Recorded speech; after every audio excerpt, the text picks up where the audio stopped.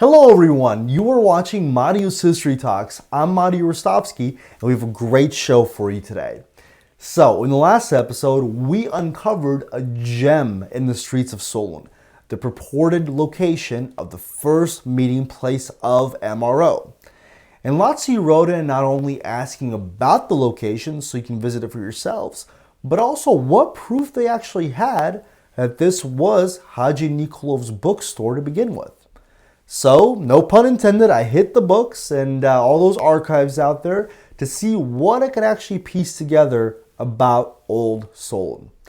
My efforts did prove successful as I not only was able to find new details about the first meeting place of MRO, but I also unearthed what is, to my knowledge, completely new research on the locations of very important Macedonian historical landmarks in Solun.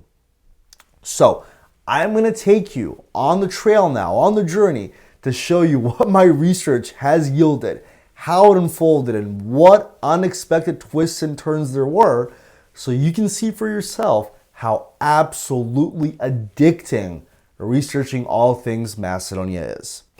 And by the end of this video, there is a major surprise that I worked on for you all that I think you're really gonna enjoy. So make sure you watch till the end. But before we get started, I do want to start you off by connecting you with another page that recently popped up that I have been really enjoying. It's called Mila Macedonia. And what they do basically is they are using AI to create fun, engaging, informative, but accessible content on Macedonian history, culture, human rights, and really making it a safe space for Macedonians of all kinds to connect around. I saw that they're translating songs, poems from Macedonian to English, discussing human rights issues, as well as uploading entire audiobooks of Macedonian works of literature to YouTube. So it looks great, it is great, and it's very timely content. Definitely check them out when you get a chance. And with that, of course, I'm still here. Take a quick moment. Go ahead and like, comment, and subscribe down below if you haven't already. Turn on those post notifications as always and follow us on social media. So if you're ready, let's roll.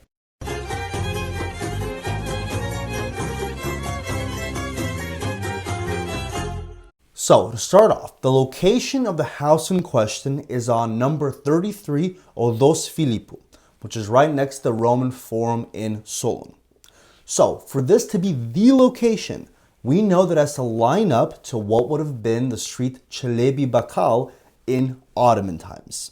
So, Dr. Hristo Tatarchev, in his memoir, he confirms it as much, and he said, and I quote here, that they met at the bookseller Ivan Haji Nikolov's abode.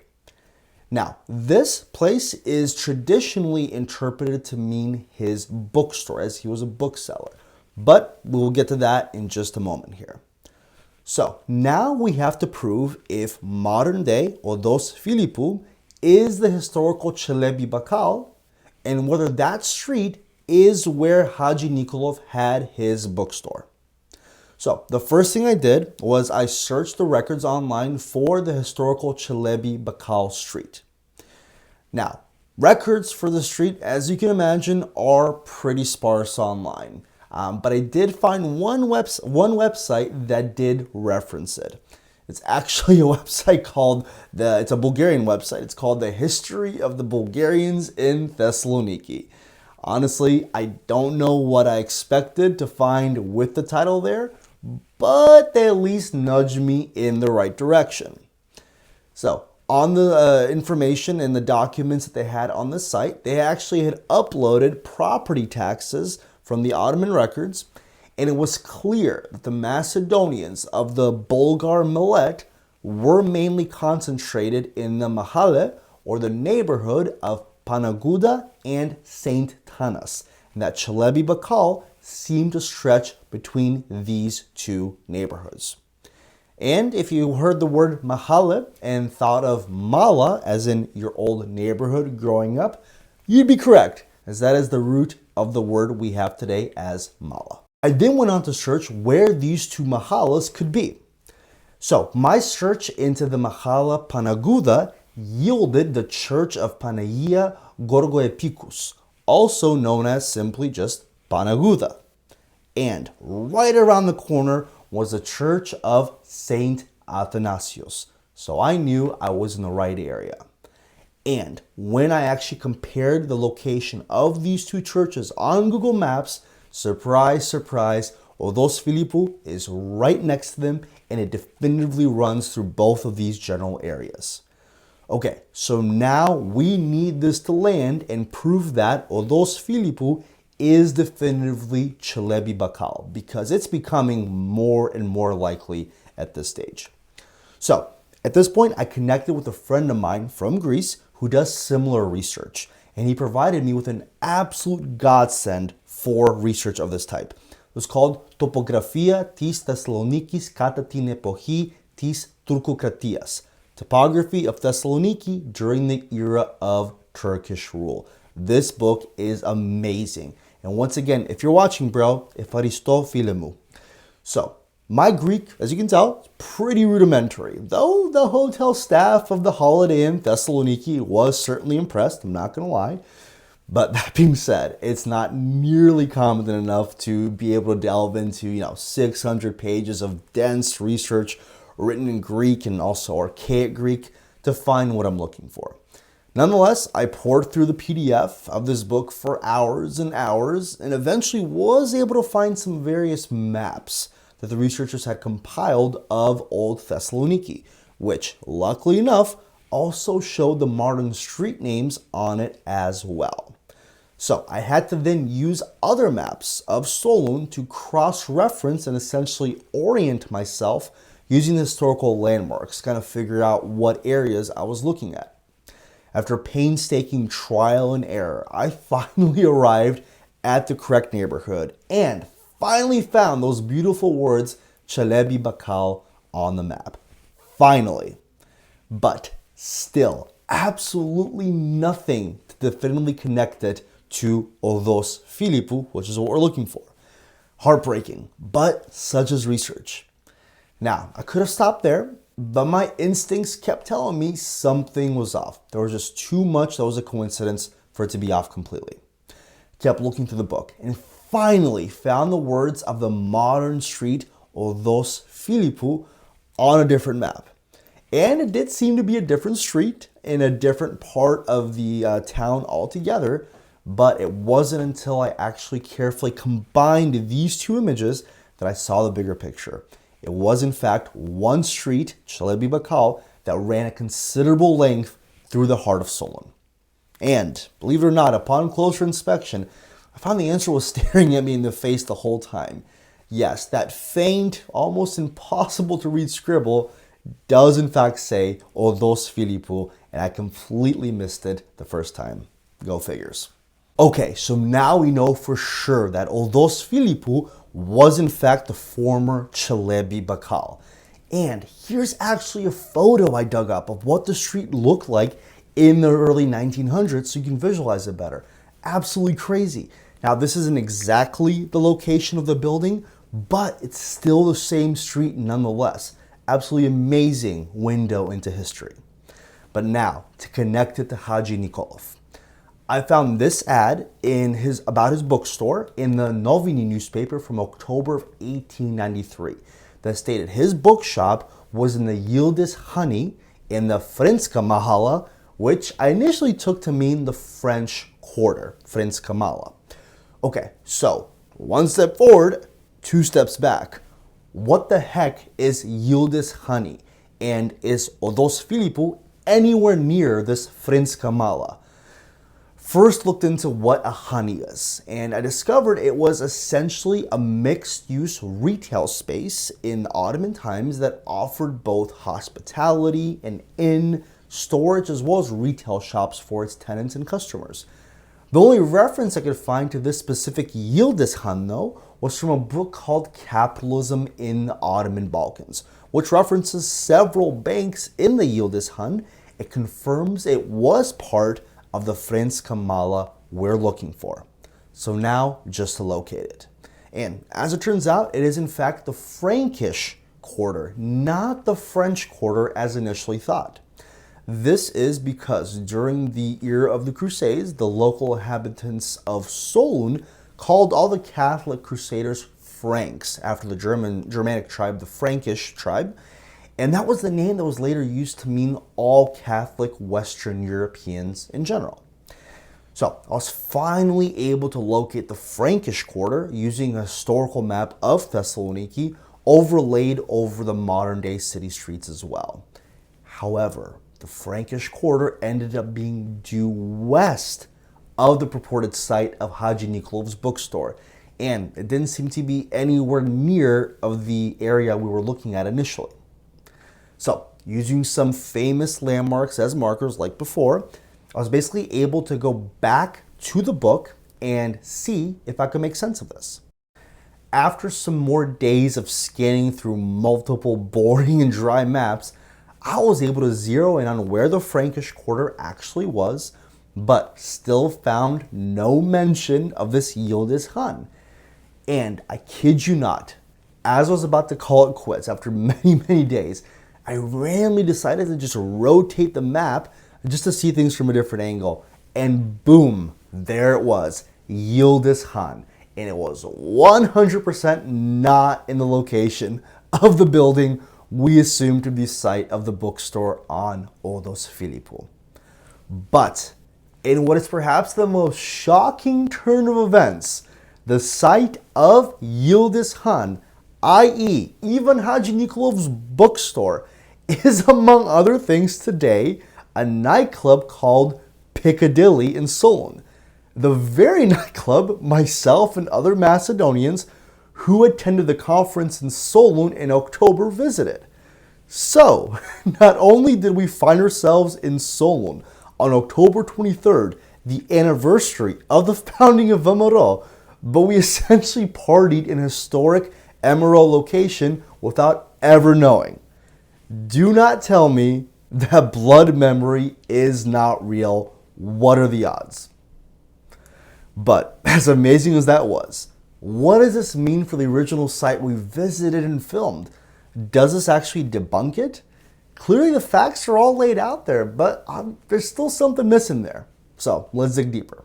But before we get to that, I do have some major announcements to make. As of today, we will also be officially creating a Marios History Talks newsletter called Mario's Minutes through Substack.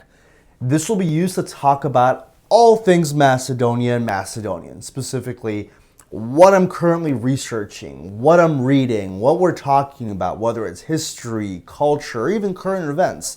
And more importantly, it will also be used as a platform to amplify other Macedonian voices, content creators, and groups that I think you should be connecting with and following as well. So in those weeks or months where I can't get a video out there, you'll at least know what's happening, what I'm working on, and you'll also be able to connect with other really great content creators and advocates I believe in as well. Which brings me to my second piece of exciting news. After all these years of being 100% self-funded and handling everything from filming, editing, posts on social media, research, technology, equipment, finally decided to launch a Patreon for our channel. And while I love being hands-on, I don't regret a single penny spent on this channel. This model does have its limitations, especially when it comes to producing videos while regularly juggling a full-time job, commitments at church, personal life, travel. It's not sustainable. And as I've said before, I feel like if I don't have the capacity to give 110% effort into the research and content I'm putting out, I unfortunately just don't create new content, and I'm missing for a number of months. But with your support, we're going to be able to change that. So your donations will allow me to hire talented Macedonians living in Macedonia that will help me essentially take some of the workload off my plate. So I can really focus on what I think I do best, researching and writing. And on the flip side, this will also hold my feet to the fire, basically hold me more accountable to you, the viewers. So check out the link in the description down below to join the Patreon community, where you can learn about the great perks for each tier of membership, whether it's voting rights on a new episode or even accessing some special content episodes. There'll be something for everyone, so definitely do check it out. But anyway, back to our research odyssey. At this stage, I decided to comb over both Tatarchev's and Haji Nikolov's memoirs, which I actually took the time painstakingly to translate to English to see if I can reconcile these two theories as to where the meeting was. Now, here's where it becomes interesting. Dr. Tatarchev says the meeting took place in Haji Nikolov's place, but Haji Nikolov himself said it was in Hristo Batangiev's apartment, not his own. Now, I'm personally more inclined to believe Haji Nikolov's account, since one would assume that he would remember the first meeting of VMRO being held in his own apartment or bookstore, but he doesn't say so. And in fact, upon following up with some of the researchers that initially identified the building on Odos Filipu as the original meeting place of MRO, they also identified it not with Haji Nikolov, but actually with Hristo Batangiev. However, they did still bring up the possibility that there might have been a relationship between the two, meaning Batangiev maybe could have owned the building, while Haji Nikolov maybe simply rented out a room for him. We'll probably never know. But either way, since Tatarchev was able to identify the street by name, we can be more than confident that the first meeting of MRO did take place on the site of modern Odos Filipu. But of course, the question does still remain as to who was the actual owner of the meeting place, Batangiev or Haji Nikolov. Hopefully, we can get a definitive answer as we get more and more resources to pull from. But either way, as I hinted to in the beginning of the video, delving into this level of insane detail surrounding the topography of Old Solun allowed me to connect the dots and actually uncover even more surprising historical Macedonian landmarks scattered throughout the city. So the first thing that actually struck me upon looking at the bigger picture was how darn close all these significant places were to one another. Let's start with the site of Haji Nikolov's bookstore by the modern day Piccadilly nightclub. This is what the location roughly corresponds to today. And if you look at it, it definitely looks like a bookstore that a revolutionary would have held. But if we just walk up the street in Odos Fracon and we just keep going up, we come across the site of the Ottoman Bank. The same Ottoman Bank famously blown up by the Gemidžiji, literally right next door. And then about an 18-minute walk from that is the site of the St. Cyril and Methodius Men's High School, which of course we all know was the alma mater of most, if not all, the famous Macedonian revolutionaries. So all this was right in the same neighborhood. And in fact, the former mayor of Solun, who himself is, believe it or not, a Macedonian Vlach from Kruševo, he commemorated the location with a plaque there. But that plaque is no longer present. I checked. What a surprise. But seeing as this is the week of the anniversary of the Gemidžiji's attack on Solun, my favorite group, I thought it would be a treat for everyone for me to uncover some long forgotten locations specific to the Gemidžiji's attacks that you can check out the next time you're visiting Solun.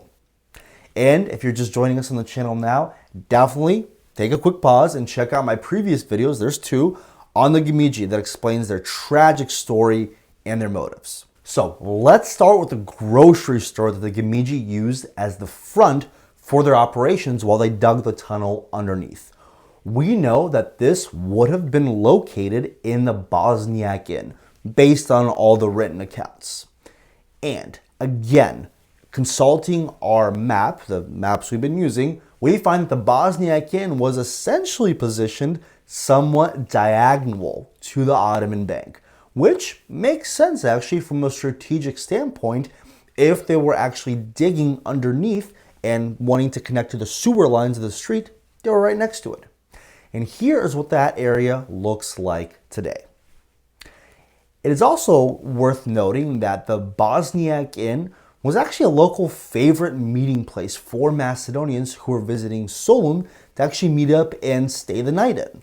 It was also not owned by any of those Western European capitalists that were targeted by the Gemidžii. So it comes as a bit of a surprise as to why this area, near and dear to most Macedonians, was dynamited by the Gemidžii in the first place, specifically by Vladimir Pingov, the youngest and most radical of the Gemidžii and actually the first to die in the attacks. Now, he didn't actually perish here at the Bosniak Inn, though he did obviously set it on fire, but he was actually killed while attempting to enter the main gate of the Topane, or the armory, which is located slightly southwest of this area, which is today known as the Vardaris Fortress. Here's a comparison of the area in the early 1900s and how it looks now, pretty much the exact same. Now, moving right along, we also read from Shativ's memoirs, the ringleader of the Gemidžii, Orce Popyordanov, Orceto, he rented out an apartment from the Italian Antonio Pepe, and this was located right across the street from the Catholic Church. So, back to our map, Catholic Church, boom, there it is. And here is an actual photograph, you might have seen it before, of the Ottoman soldiers forcing their way into Orce's apartment. And here's what that area looks like today, basically unrecognizable. But such is the story of modern-day Solun. And what's significant about this, of course, is according to Shativ's memoirs, this is actually where Orce retreated to after blowing up the Ottoman Bank and where he threw bombs from the second floor balcony window before finally shooting himself with a revolver to escape from the Ottomans. So finally, we know where this took place. As for the other targets of the Gemidžii, I consulted a map that was included in the April 1903 edition of the Macedono-Adrianople Courier, shortly after the attacks themselves, actually. Not only does it give us a really good approximation of where the tunnel would have been dug in the streets, but it also sheds some light on some of the targets that were also hit by the Gemidžii both directly and indirectly. Going off this map, we can see the locations of the following targets for the Gemidžii. We have the German Bowling Club, as well as the Hotel Colombo, both of which were right next door to the Ottoman Bank and actually suffered serious damage as a result of the explosions. And surprisingly enough, we also find the location of a would-be target for the Gemidžii, the Austrian post office, which Ilya Terchkov unsuccessfully tried to detonate before retreating into the street and going to another location. Now, as for the telegraph station where Kostadin Kirkov, where he was killed attempting to light a fuse, all we know is that it was located on the Sabri Pasha Street, per Shativ's memoirs, and that street today is called Venizelo. But unfortunately, we don't know anything beyond that. And finally, we also come to the cafes and other hotels that were also targeted by the Gemidžii. So first on deck, and again, we're referencing Shativ's memoirs here, but one of the main hotels that was targeted was actually the Grand Hotel, as well as the Hotel Egypt. And as for the cafes, we have the Cafe Alhambra, which was dynamited by Milan Arsov, which actually makes an appearance in the famous 1961 movie Solunski Attentatori, as well as the Greek Cafe Nouia. Now, I was admittedly outside my element, as always, when I tried tracking down these old hotels and cafes nobody's ever heard of, but thankfully I came across an amazing resource on Facebook out of all places, Pallies Fotografias tis Thessalonikis, old photos of Thessaloniki. Can't get much better than this. This resource is absolutely fantastic. You can find a photo of pretty much every part of Solun as long as you know where you're looking, what it's called, and you can get by with some pretty basic Greek. Now, here I found the Egypt Hotel, in which, again, Dimitar Mechev stepped in and threw dynamite to explode. And surprisingly enough, there's another hotel on this site today, Hotel Olympic. Now, as it turns out, right next door to this was the Grand Hotel, which was also attacked, but by Kostadin Kirkov. So both these hotels were right next to each other. And here is what that location looks like today. And last but not least, we have the Cafe Alhambra. This one was a bit more elusive to track down. First of all, try figuring out how to write Alhambra in Greek for one. Kind of difficult. But eventually I was able to track down some photos of the Waterfront Cafe on the Facebook group. And I was able to confirm with the poster that this was the site of the Cafe Alhambra. And today, this is what the location looks like. The only cafe I was not able to find was the Greek Cafe Noia. So if anybody has any information about it or its whereabouts, please get in touch with me. I'd love to figure this one out as well. So, in summation, what did I learn from this little research journey I overtook over a matter of months? Well, for one, the Macedonian heritage sites of Solun were very clustered to one another, which again is evidence of the network effect of the Macedonian intelligentsia in Solun. And two, there is clearly a lot more research that needs to be done in Solun so that Macedonians can come to that city and connect with the sites where their ancestors worked, lived, and died in their fight for Macedonia. This is just scratching the surface. There's got to be a lot more work to be done. And on that note, as a special surprise, for the first time ever, I have compiled a tourist map with all these locations marked out on a map of Solun so that when you visit, you can actually visit these sites for yourself. And you can make your next trip to Solun a pilgrimage for Macedonian history and these fallen Macedonian heroes as well. And who knows, maybe next time I'm there, let's organize a group tour and go through these sites together. Either way, I'm going to post this map to my Instagram account. So if you haven't already, definitely follow me on Instagram. And in fact, go ahead and drop me a comment in the Instagram comment section of this post, letting me know you came because you watched this video, and I'll follow you back. So folks, in the meantime, again, a lot of news, a lot of updates, but again, we're going to be on Patreon now. Definitely sign up for the newsletter as well. Connect with us on social media. Again, we're going to have some new videos coming out here soon, but I really hope you enjoyed the special video that was put on today. And again, we'll be in touch soon. Still have some emails to catch up to, but it's my absolute pleasure rendering this video for you all. I hope you all stay safe and keep fighting za Majka Macedonia. Golem pozdrav.